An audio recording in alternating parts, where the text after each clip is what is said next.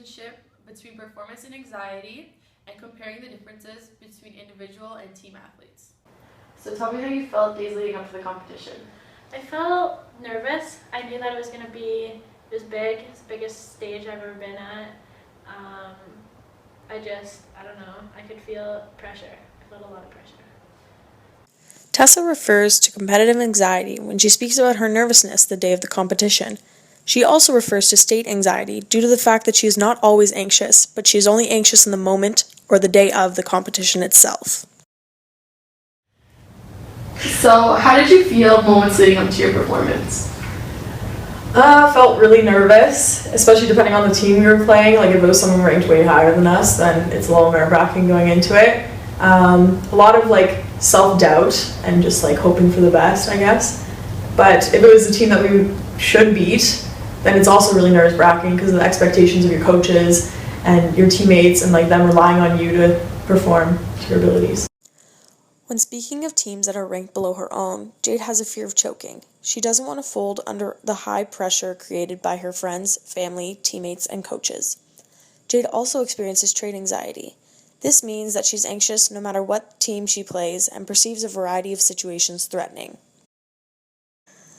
Here is an example adapted from Podesky and Greenberger's research. It demonstrates the direct correlation between anxiety and self-confidence, showing that when an athlete is anxious, they revert to negative self-talk, which decreases their confidence. This is what seems to occur in both Tessa and Jade prior to their competition.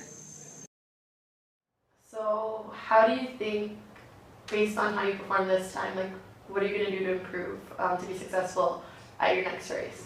Well, I need to learn how to deal with the stress, deal with the pressure. It's more the pressure I put on myself because I'm the only one there.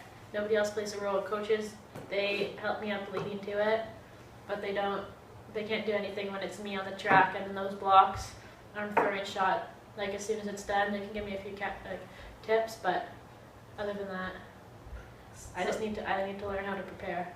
So you would say because you're the only one responsible for your performance that you feel more pressure than, say, somebody who's on a hockey team or a soccer team? I can't speak for them, but for me, I don't have anybody else to rely on. It's just me.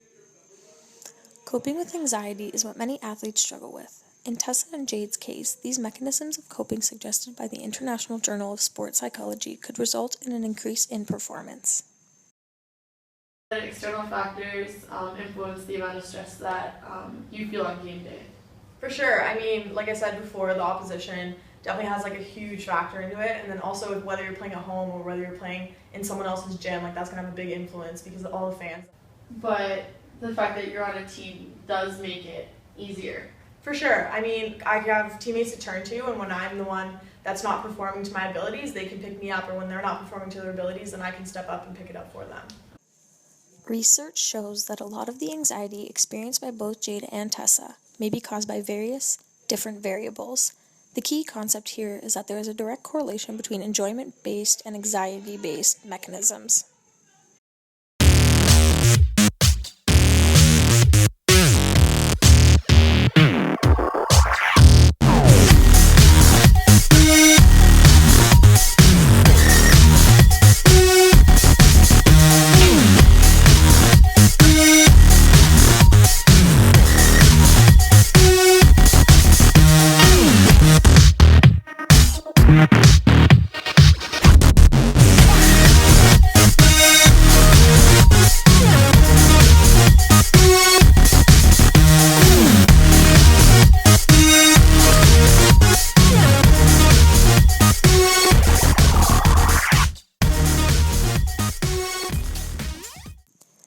In summary, throughout the video, we've talked about competitive anxiety, state anxiety, choking, trade anxiety, thought record, coping mechanisms, and individual versus team sports. We've also referred to 3 different types of studies, which can be found throughout the video. If you're interested in learning more, please refer down to the comment box where you can find our resources, which will lead you to more information about the subject.